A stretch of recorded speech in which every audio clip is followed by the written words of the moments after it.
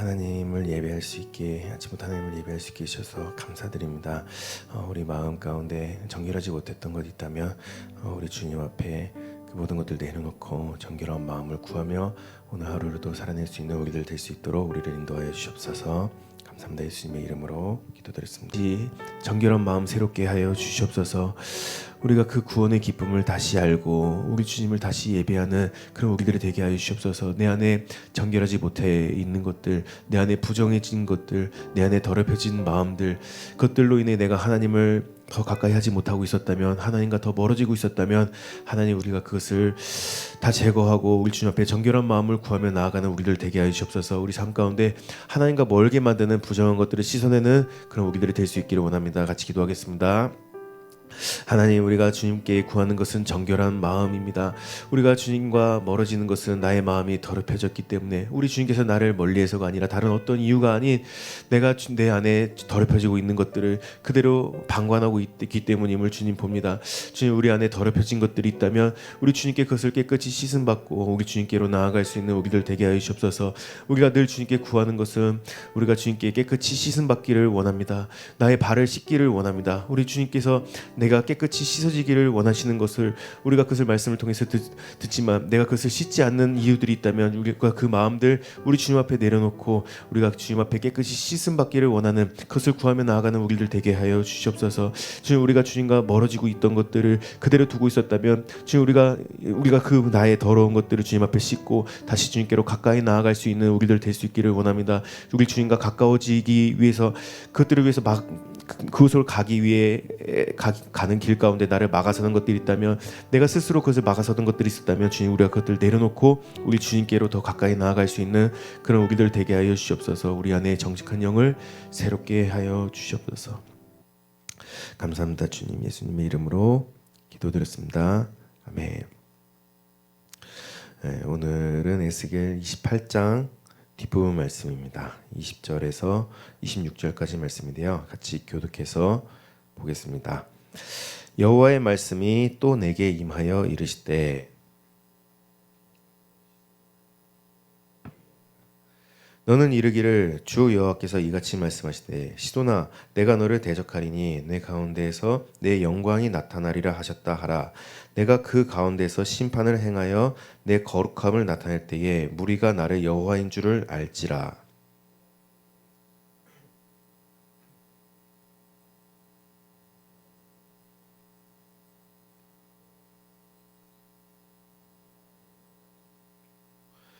이스라엘 족속에게는 그 사방에서 그들을 멸시하는 자 중에 찌르는 가시와 아프게 하는 가시가 다시는 없으리니 내가 주 여호와인 줄을 그들이 알리라.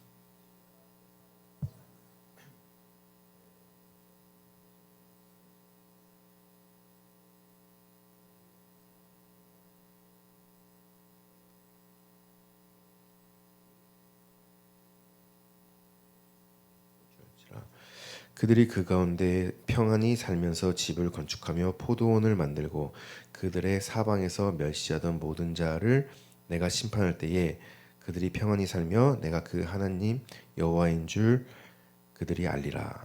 아멘. 오늘은 제가 어제에 이어서 시돈에 대한 말씀을 하고 있습니다. 여호와의 말씀이 또 내게 임하여 이르시되, 인자의 너는 얼굴을 시돈으로 향하라, 이렇게 말씀을 하고 계시는데요. 시돈이라는 곳은 성경에서는 두로와 거의 한 세트로 많이 나오게 되죠. 이 두로와 시돈 이렇게 많이 이렇게 많이 언급이 되게 됩니다. 이때 당시 페네키아 지역에서 가장 가까운 이 도시이기도 했었고요. 마치 부산과 울산의 관계처럼 그렇게 아주 밀접한 그런 관계의 도시였구나라는 것을 우리가 알 수가 있을 겁니다. 그런데 이 시돈이라는 나라의 특징을 보면 이 시돈은 이스라엘을 그렇게까지 직접적으로 큰 피해가 갈 정도로 괴롭히거나 그런 나라는 아니었어요. 그렇게 강력한 나라는 아니었습니다. 하지만 이스라엘을 사실상 멸망에 이르게 한 원흉이 바로 이 시돈이겠구나라는 것을 우리가 좀 생각을 해볼 수가 있을 것 같아요. 이 시돈에는 엣바알이라는 왕이 있었습니다. 이 엣바알이라는 사람은 이름 뜻 자체가 이 바알과 함께 바알의 사람 이런 뜻이에요. 이 사람이 그 아스타롯 신전의 제사장 출신인데 왕을 죽이고 자신이 스스로 왕이 됐던 그런 사람입니다. 그런데 중요한 건 이 사람의 딸이 바로 그 유명한 이세벨이라는 거였어요. 그 이세벨은 우리가 잘 알죠. 이세벨은 북이스라엘의 아합과 결혼을 했고 그 북이스라엘을 바알의 나라로 만들어버린 그 장본인이기도 했습니다. 그래서 그렇게 바알의 나라가 된 북이스라엘을 결국 하나님께서는 멸망을 시키셨죠. 그리고 남유다도 마찬가지였습니다. 남유다가 멸망한 것도 물론 강대국들에 의해서 멸망한 것처럼 그렇게 보이긴 하겠지만 남유다가 멸망한 이유도 사실은 우상 숭배 때문이었죠. 그리고 그 우상이 이스라엘에 들어오게 된 그 원흉이 됐던 사건이 있었는데 그게 바로 이 솔로몬이 아내들을 많이 데려오게 되면서 그리고 그 안에 나이가 들고 늙어서 여러 우상들을 그 아내들을 통해서 들여오게 되는데 그 열왕기상에 보시면 이렇게 나오고 있습니다. 열왕기상 11장에 솔로몬의 나이가 많을 때에 그의 여인들이 그의 마음을 돌려 다른 신들을 따르게 하였으므로 왕의 마음이 그의 아버지 다윗의 마음과 같지 아니하여 그의 하나님 여호와 앞에 온전하지 못하였으니 이는 시돈 사람의 여신 아스타롯을 따르고 암몬 사람의 가증한 밀곰을 따름이라. 그리고 그 뒤에 11절에는 이렇게 이어집니다. 여호와께서 솔로몬에게 말씀하시되 내게 이러한 일이 있었고 또 내가 내 언약과 내게 명령한 법도를 지키지 아니하였으니 내가 반드시 이 나라를 내게서 빼앗아 내 신하에게 주리라. 이 일로 이스라엘은 두 나라로 쪼개지게 됐고 결국 그 우상을 버리지 못했던 남유다도 마찬가지로 멸망을 하게 됐죠. 이 시돈이라는 나라는 그렇게 큰 나라는 아니었습니다. 이 시돈이라는 나라는 뭐 군사력이라든지 아니면 경제력이라든지 그런 물리적인 영향력이 두로라든지 주변 나라들에 비해서는 그렇게 큰 나라는 아니었어요. 하지만 영적인 영향력에 있어서만큼은 어쩌면 가장 큰 나라가 아니었을까 우리가 그렇게 생각을 해볼 수가 있을 겁니다. 그것은 이스라엘을 멸망에 이르게 할 정도로 그렇게 큰 영향력을 끼치고 있었구나라는 것을 우리가 생각을 해볼 수가 있을 거예요. 그리고 이건 우리 삶에서도 마찬가지일 겁니다. 우리 신앙생활에서도 마찬가지일 겁니다. 우리가 이 주일에 들었던 말씀에서처럼 우리는 왜 자꾸 내일로 미루게 되는 걸까요? 물론 여기에는 여러 가지 이유들을 우리는 가져다 댈 수가 있겠지만 그 가장 큰 이유가 있다면 그것은 내가 별로 그렇게 심각하게 생각하지 않기 때문에 그런 걸 겁니다. 이 정도는 미뤄도 되겠지. 이 정도는 괜찮겠지. 이게 뭐 크게 그렇게 발동에 불똥 떨어지면 우리는 한다고 하잖아요. 그런데 이게 그렇게 발동에 불똥 떨어지는 일이 아니라고 생각을 하기 때문에 그렇게 심각한 일이 아니라고 생각을 하기 때문에 그렇게 넘어가게 되는 경우들이 많다는 겁니다. 그렇게 하나둘씩 넘어가고 또 내일로 미루고 그렇게 하다 보면 그날이 오게 되는 거죠. 마찬가지로 우리 신앙생활에서도 우리가 별로 그렇게 심각하지 않다고 생각을 해서 타협하는 것들이 있습니다.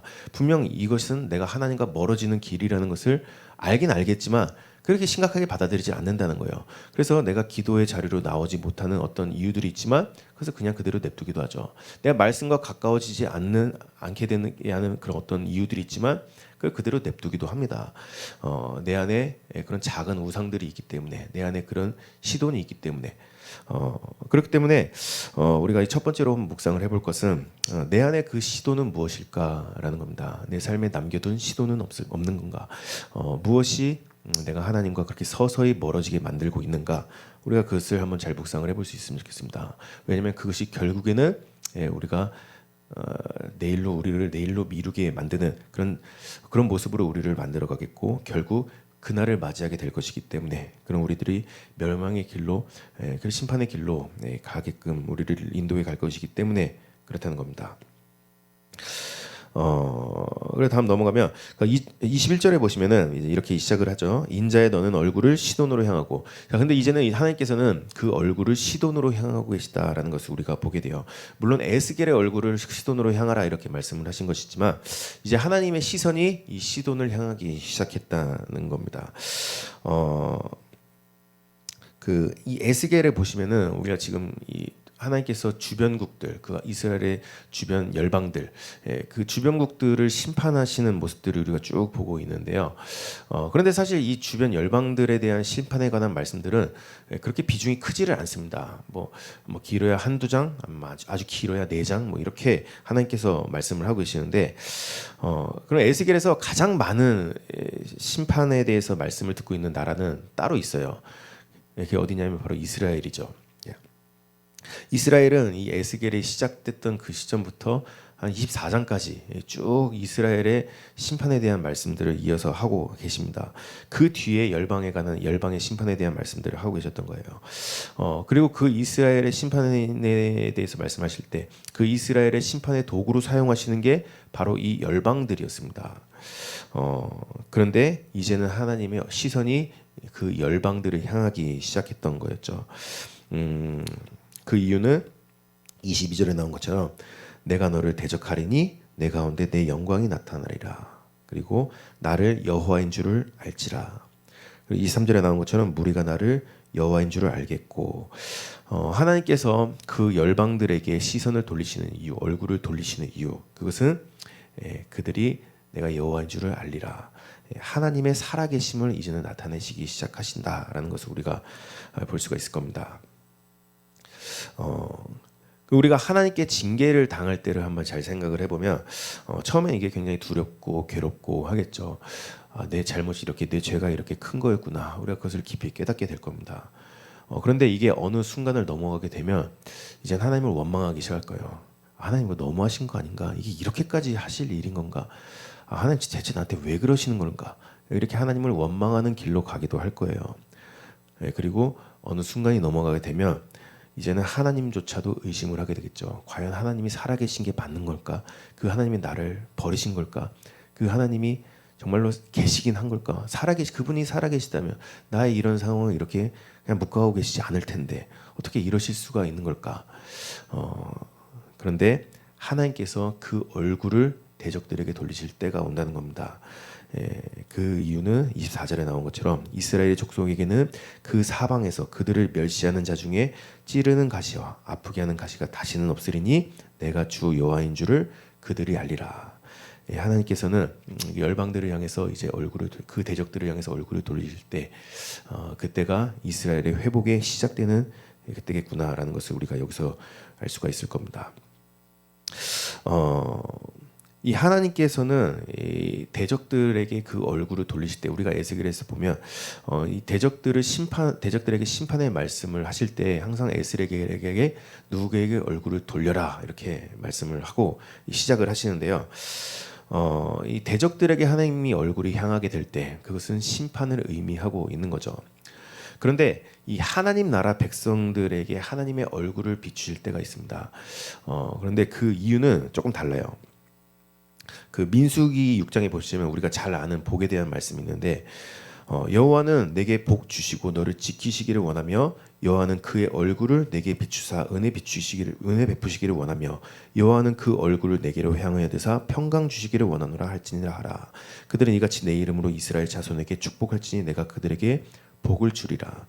하나님께서 그 백성들에게 얼굴을 돌리시는 이유, 얼굴을 향하시는 이유, 그것은 그들에게 복을 주시기 위함입니다. 그들에게 평강을 주시기 위함입니다.